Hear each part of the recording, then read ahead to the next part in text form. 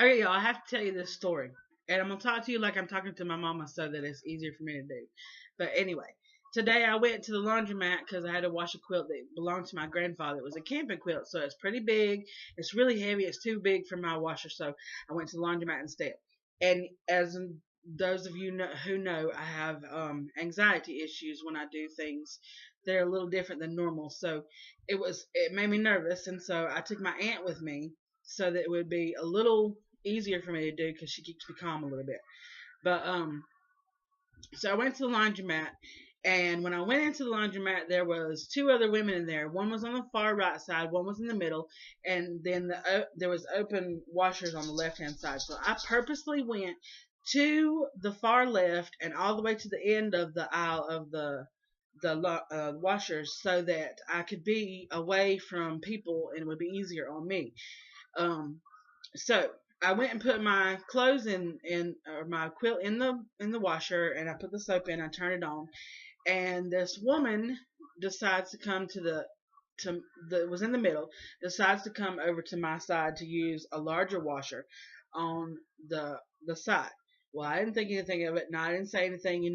My aunt, she spoke to my aunt, and my aunt talked to her, but I didn't say anything. I just did my stuff. But anyway, then when I put my stuff in the washer, I went over and sat beside my aunt, and I put my purse in the seat beside me so she couldn't sit beside me.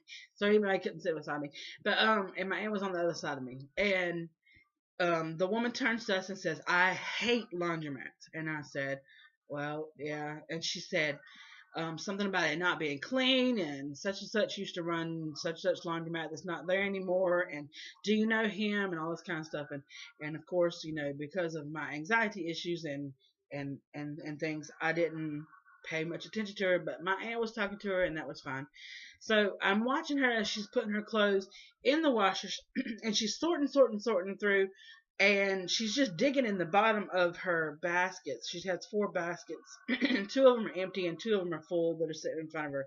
And so she's digging through, and I spoke to my aunt and I said, "What is she looking for?"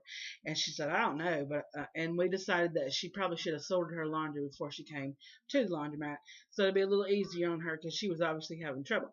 So she turns the big washer on, and then she turns and puts the other basket of clothes that she had in the smaller washer beside her, which is now on my side of the laundromat where I purposely picked so I could be away from everybody else. But she's over there now, and that's okay. She's got two loads of laundry. I figured she'd get them done, and we'd be out about the same time, and we wouldn't have to worry about it.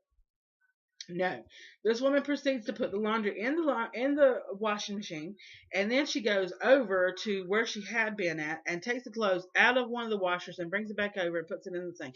And now she's got two washers that are full that are not going, and one washer that is full that is going. And she turns around while sticking the clothes in the second washer on the side, and she says, "My boyfriend is a mechanic, and those are his clothes. Look at that water. See how nasty that is?" And I didn't say anything, because I don't really engage in conversations when I'm uncomfortable. So I didn't say anything. But my aunt said, "Yeah, it does kind of look dingy. Um, so I thought, okay, now she's got two washers on this side. She got one washer on this side. We're okay. She can still put the clothes in. She can turn them on. No, no, no, no, no. She decides that she's gonna go ahead and start those two washers first. So she's digging this little bitty change purse, and I'm thinking, there is no way in this world you have enough quarters to start that machine. At least one of them. You don't have enough to start two. I know. And so she says, "I have to go find some change." And she said, "Can y'all watch this?" And so we agreed to watch because, it's loads of clothes and you can say, "Hey, the washer's full." No big deal. Well, she left her purse and everything on top of the washer. And I said, "Okay, if somebody comes in and tries to take her purse, I'm not getting into it. I'll just say that's somebody's purse. You shouldn't take it. But I'm not getting into it. It's not my stuff, and I wasn't the one who left it there." And my aunt agreed. She thought it was funny, but she agreed. And then, so the woman comes back and she puts money in the first machine. And then she goes over to the middle where she was working already, and she comes back with another load of clothes, and she puts it in the third washer. Now there's four washers on this side. Mine's in the last. Now she's got the first three. And so I thought, okay, well, maybe she'll go ahead and start the washers.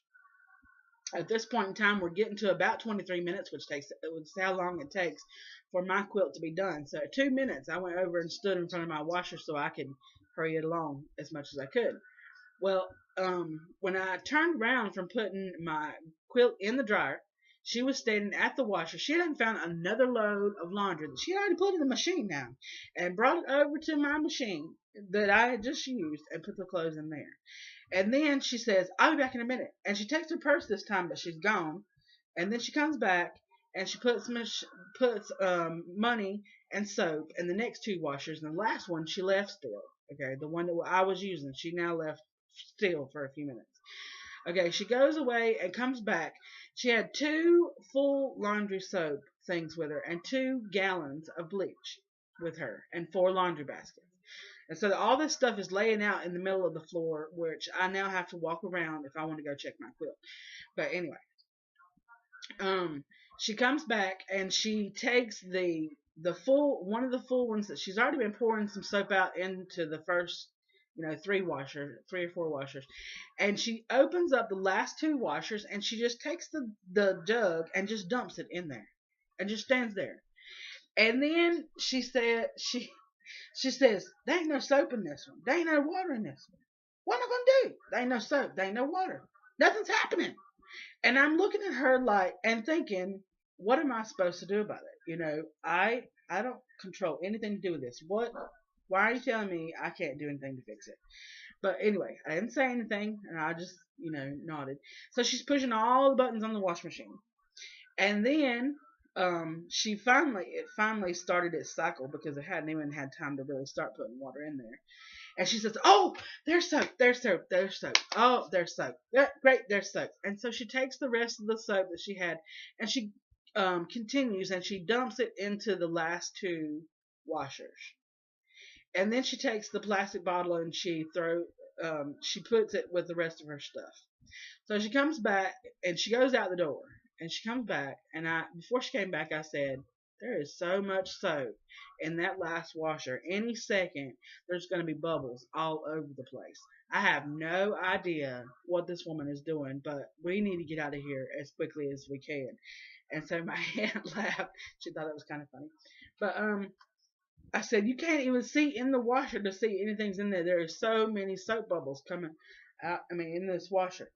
And so the woman comes back, and finally, the first washer that she started, has now stopped. So she went over and she got one of the little wire cart things, where she brings it over, and she decides she's going to put her laundry basket into the wire cart before she pulls the clothes out, which I completely understand because I'm kind of germophobic when it comes to things like that too.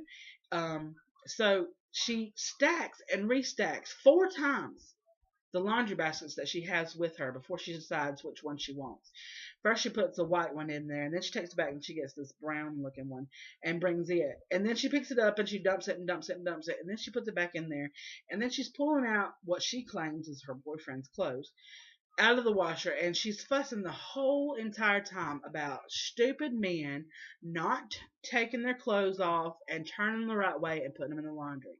And the whole time I'm sitting there thinking, I saw you put your clothes in there and there were more female clothes that you had to turn to get ready to go in the washer before they went in the washer. But I didn't say anything. I thought, well, maybe your boyfriend wears girls and boys clothes. Whatever. It's none of my business. So I didn't say anything. And I had told my aunt that I needed her to come help me fold the quilt. Well, the dryer wasn't even done at this point, but she was still raving on, and I have no idea who she's talking to at this point, because she's not really talking to us. She's just like looking around and just talking.